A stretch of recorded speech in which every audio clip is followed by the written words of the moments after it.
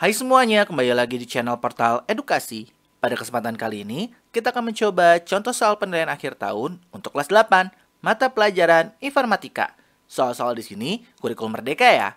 Kita mulai langsung masuk ke soal nomor 1. Soal nomor 1. Maksud dari fungsi parameter call index 6 dalam fungsi VLOOKUP adalah A. Jumlah kolom dalam tabel, B. Nomor urut kolom yang akan diambil datanya, C. Nilai kunci yang dicari, atau D. Range data yang akan dibaca. Seperti biasa, kalian coba jawab ya sampai yang birunya habis.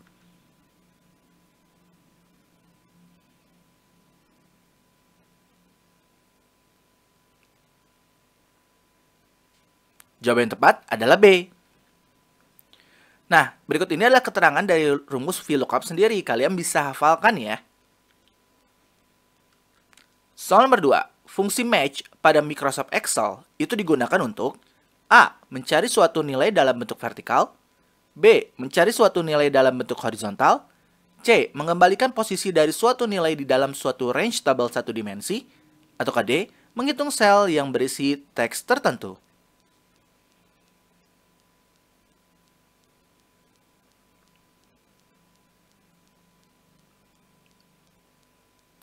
Sudah tentu jawabannya C ya. Fungsi match itu memang digunakan untuk mengembalikan posisi dari suatu nilai di dalam suatu range tabel satu dimensi. Soal nomor 3. Hasil yang tepat dari rumus sama dengan choose dalam kurung 4, apple, pisang, cherry adalah A. Cherry, B. Apple, C. Error, atau D. Value.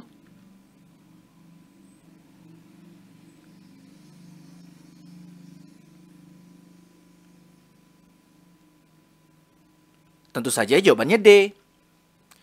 Fungsi choose itu digunakan untuk mengembalikan suatu nilai dari sederet nilai berdasarkan nomor posisi dalam deretan nilai. Yang ditanyakan adalah nomor urut 4, di mana hanya ada 3 nilai. Maka akan muncul error dengan kode value. Soal nomor 4. Untuk menampilkan kontribusi setiap nilai terhadap nilai keseluruhan, kita dapat menggunakan A. Pie chart, B. Line chart, C. Bar chart, atau D. Area chart.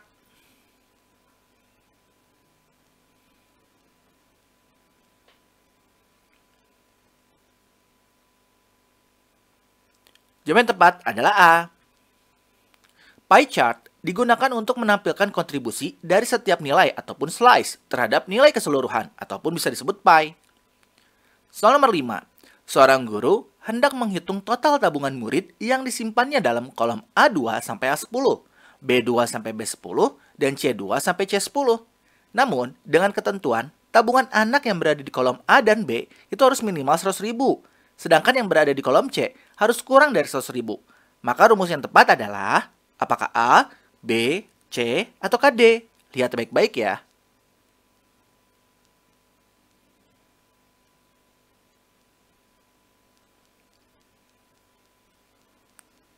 Jawaban yang tepat adalah B. Tinggal perhatikan ketentuan yang diberikan dan juga simbolnya ya. Coba cek kembali deh kalau jawaban kalian salah, oke? Soal nomor 6. Fungsi utama dari pivot table adalah A. Membuat tabel dengan banyak baris dan kolom, B. Mengubah format tabel menjadi grafik, C. Meringkas, mengurutkan, menghitung rata-rata, dan menganalisis data yang kompleks, atau D. Menggabungkan beberapa tabel menjadi satu tabel.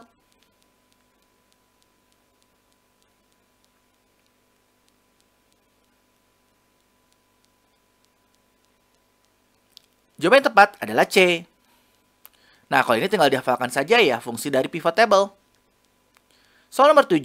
Fitur pada Scratch yang berfungsi untuk pengulangan dan kondisi adalah A. Input, B. Variable, C. Kode kontrol, atau D. Custom block.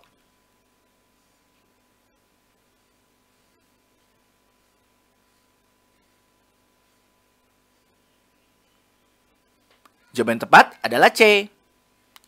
Kode kontrol pada Scratch itu dapat mengatur jalannya program, yaitu pengulangan dan kondisi. Soal nomor 8. Pada Scratch terdapat backdrop. Nah, backdrop sendiri adalah apakah A. Efek visual, B. Efek suara, C. Latar belakang proyek atau tahapan, atau D. Jenis dari blok kode.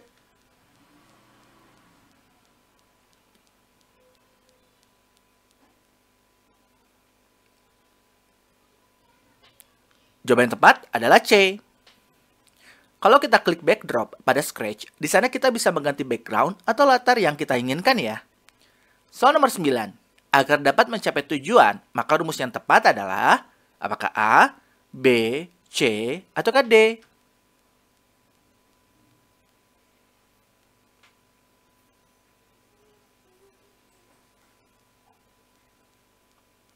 Jawaban yang tepat adalah C.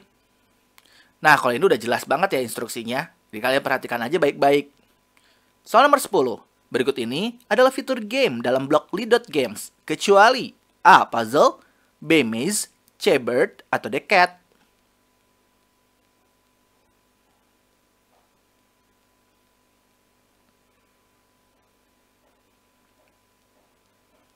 Jawaban yang tepat adalah D.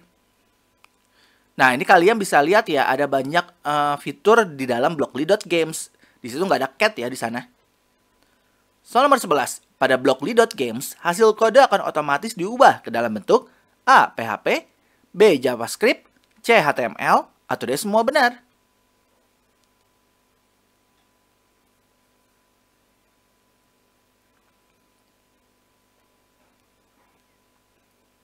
Jawaban yang tepat adalah B.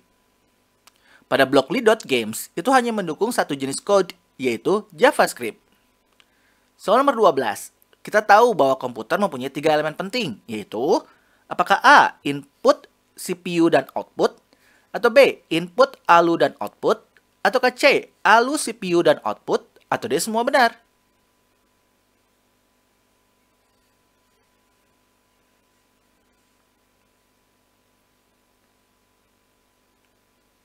Jawaban yang tepat adalah A. Nah, itu tinggal dihafalkan aja ya, bahwa 3 elemen penting itu adalah input, CPU, dan output. Soal nomor 13. Komputer dapat menampilkan atau menuliskan suatu nilai isi variabel ke layar atau printer dengan perintah A. Show, B. Appear, C. Print, atau D. Dismiss.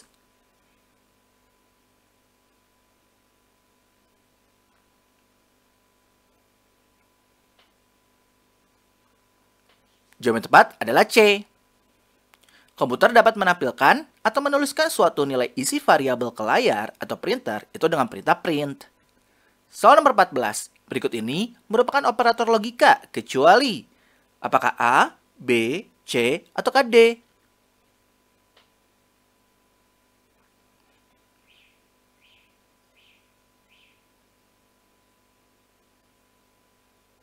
Jawaban yang tepat adalah D. Karena operator logika itu ada AND, OR, dan NOT. Soal nomor 15. Sebuah kelompok aplikasi berbasis internet yang dibangun di atas dasar ideologi dan teknologi Web 2.0 dan memungkinkan penciptaan dan pertukaran user-generated content merupakan pengertian dari A. Website, B. Media sosial, C. AI, atau D. semua salah.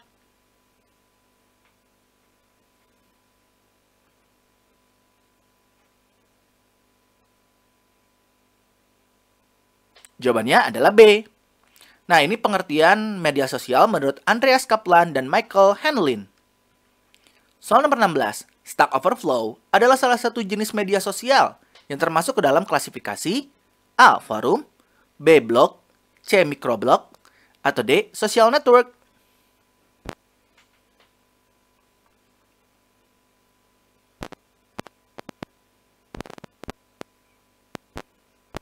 Jawaban yang tepat adalah A. PHPBB dan Stack Overflow itu termasuk ke dalam forum ya. Soal nomor 17. Berikut ini adalah dampak positif dari media sosial, kecuali A. Mempermudah komunikasi, B. Penegakan hukum dan investigasi, C. Membuka lapangan pekerjaan, atau D. Pengaruh terhadap kesehatan emosional.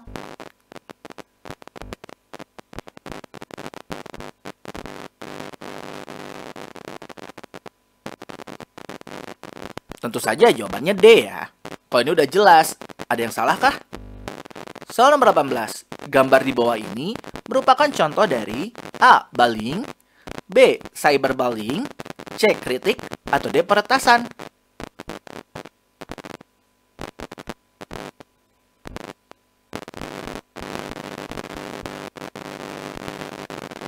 Tentu saja jawabannya B.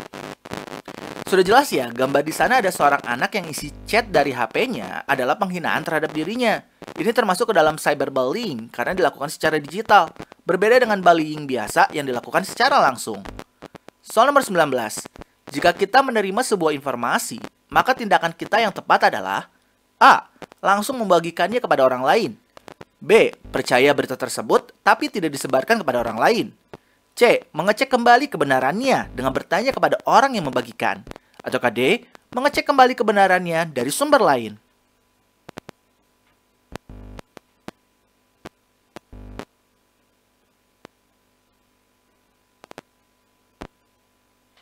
Jawaban tepat adalah D. Jawaban D paling tepat ya, karena kalau kita pilih C, yaitu menanyakan kepada orang yang membagikan saja, belum tentu jawaban dia itu adalah jawaban yang sesungguhnya terkait informasi tersebut. Kita tidak pernah tahu tujuan orang tersebut sedari awal, apakah baik atau buruk, apakah jujur atau tidak. Jadi ya yang paling tepat, kita harus mencari dari sumber lain. Soal terakhir, Tika mendapatkan chat WhatsApp berisikan doa terhadap korban gempa yang baru saja terjadi di daerah lain. Di sana terdapat potongan video kejadian dan korban. Karena merasa iba, lantas ia membagikan video tersebut kepada orang lain, tanpa cek dahulu kebenarannya. Ternyata, video tersebut merupakan video lawas yang telah diedit tanggalnya. Hal ini termasuk ke dalam A. List informasi, B. Misinformasi, C. Disinformasi, atau D. Semua benar.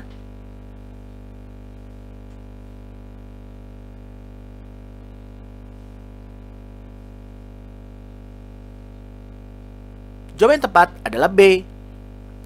Misinformasi itu adalah informasi yang keliru atau salah, tapi orang yang menyebarkannya menganggap itu benar. Di mana posisi di sini dia nggak tahu bahwa itu salah ya. Jadi dari awal, oh ini memang benar nih menurut dia. Sedangkan disinformasi itu adalah informasi yang keliru atau salah, dan orang yang menyebarkannya tahu bahwa itu memang salah, tapi masih aja disebarin. Nah, jadi perbedaan antara misinformasi dan disinformasi. Kalau misinformasi, memang dari awal itu dia nggak tahu, jadi cuma ikut-ikutan share aja. Jadi anggapnya benar aja kejadiannya. Tapi kalau disinformasi, udah tahu nih berita itu salah, tapi masih aja di-share sama dianya. Nah, ini yang membahayakan ya.